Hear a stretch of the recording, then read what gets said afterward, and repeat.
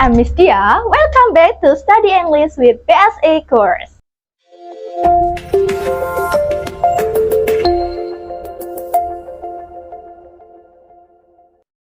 Okay, today we will learn about modal. Kita hari ini akan belajar tentang modal. Apa sih modal? Modal itu kata kerja bantu yang memiliki arti sendiri dan melengkapi kata kerja asli. Tuh, ada dua kata kerja, ada kata kerja bantu, ada kata kerja asli. Kata kerja bantu itu apa sih? Nah, itu nanti kinds of modal. Kata kerja asli itu seperti sleep, tidur, eat, makan, drink, minum, dan lainnya. Next, kita lanjut kinds of modal. Jenis-jenis modal yang pertama ada kind, could. Kind untuk waktu saat ini dan could bentuk lampau dari can. Artinya mereka sama-sama bisa atau dapat. Next, ada will, would, shall. Nah, mereka berarti akan, and would itu bentuk lampau dari will. Next, should itu artinya sebaiknya atau seharusnya. Oke, di sini. Next ada may, might. Might itu bentuk lampau dari may. Artinya boleh atau mungkin. Nah, yang terakhir ada must, harus. Oke, kita continue to the example. Lanjut ke contohnya. Yang pertama ada can, could tadi. I can do my homework by myself. Aku bisa mengerjakan PR-ku sendiri. Nah, jadi menggunakan can. Yang kedua, I could do my homework by myself yesterday. Nah, aku bisa mengerjakan PR-ku sendiri kemarin. Nah, karena kemarin lampau, maka can berubah menjadi could. Oke. Nah, could sendiri itu bisa untuk meminta izin lebih sopan, kayak could you help me? Could I borrow your pen? Kayak gitu. Bisakah aku meminjam pulpenmu? Gitu. Dia untuk permintaan dia lebih sopan daripada can. Next, we will accompany you tomorrow. Will, would, shall.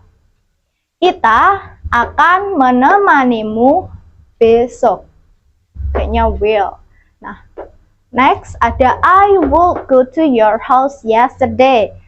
Lagi-lagi lampau, ada yesterday di sini, maka will berubah jadi would. Nah, ini ada shall berarti akan.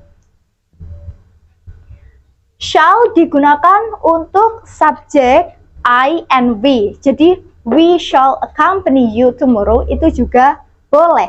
Nah, will untuk apa? Will untuk semua subjek. Oke, semua subjek bisa menggunakan will, tapi kalau yang shall itu hanya digunakan untuk I and we. Oke. Next, if you are sick, you should go to doctor. Nah, so sebaiknya or seharusnya. Jika kamu sakit, kamu seharusnya pergi ke dokter. Oke, jadi kalau sakit kan seharusnya pergi ke dokter. Oke. Next, ada may, might, boleh atau mungkin. Yang pertama, may I buy a new dress, Mom? Bolehkah aku membeli sebuah baju baru, Mom? Tuh. Yang mungkin sekarang, Rena doesn't come. She may be sick. Rena tidak datang.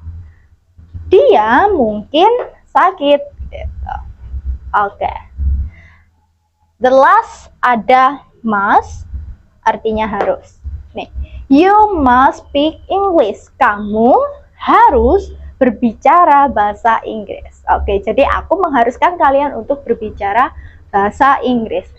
Nah, tapi kalau must ditambah not, jadi must not, itu tidak lagi berarti tidak harus. Tapi must not berubah menjadi dilarang. So, you must not smoke at school. Kamu dilarang merokok di sekolah. Oke, nah di sini sekarang ada aturan modal. Yang pertama, modal tidak dipengaruhi oleh subjek. So, subjek I, you, we, they, she, he, it, semua dia langsung pakai modal yang asli kayak tadi. Nah, example nih, I can. Kalau subjeknya she, dia nggak berubah jadi she can. No, but dia tetap she can kayak gitu. Yang kedua, modal selalu diikuti verb one. Example, I can do my homework by myself. Aku bisa mengerjakan PR-ku sendiri. Nah, I could do my homework by myself yesterday. Karena ada kata yesterday lampau, maka yang diganti itu kan modalnya. Yang awalnya kan berubah jadi could. Jadi bukan yang kata kerja asli.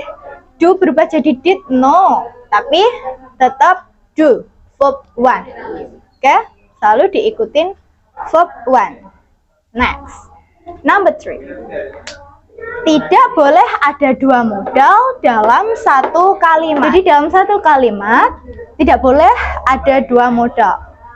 Contohnya kan, mereka akan bisa berbicara bahasa Inggris. Nah, di sini ada dua modal. Yang pertama akan, yang kedua bisa. Jadi harus salah satu aja, atau nanti kalau ada dua modal kayak gini, yang kedua itu harus diganti dengan seom. Apa tuh seom? Seom itu persamaan modal. Nanti kita belajar di next part. Nah, jadi ini tidak boleh ada dua modal ya. Number 4, modal tidak boleh diikuti to. Jadi setelah kata modal nih, I can do, nggak perlu ditambahin to. I can to do, no. Jadi langsung aja setelah modal langsung verb one kayak gitu. Dia tidak perlu to. Oke. Next, the last number 5. Itu di kalimat positif rumusnya yang pertama ada subjek, lalu diikutin modal, setelah modal verb one. Oke? Nah, kalau di kalimat negatif, pertama ada subjek, setelah subjek modal, lalu ditambahin not, karena kalimat negatif. Example, I can do my homework, berubah jadi I cannot do my homework. Kayak gitu. Oke. Nah, interrogative sentence, kalimat tanya, maka modalnya aja langsung taruh depan. Setelah itu diikutin subjek and then verb one. Contohnya, can you help me? Nih, jadi can-nya langsung taruh depan, modalnya langsung ditaruh di depan. Oke? Get it? Alright. Nah, nih jangan lupa nanti dihafalin jenis-jenis modalnya ya. Itu yang diperlukan dalam kegiatan sehari-hari. And now I have 3 questions for you.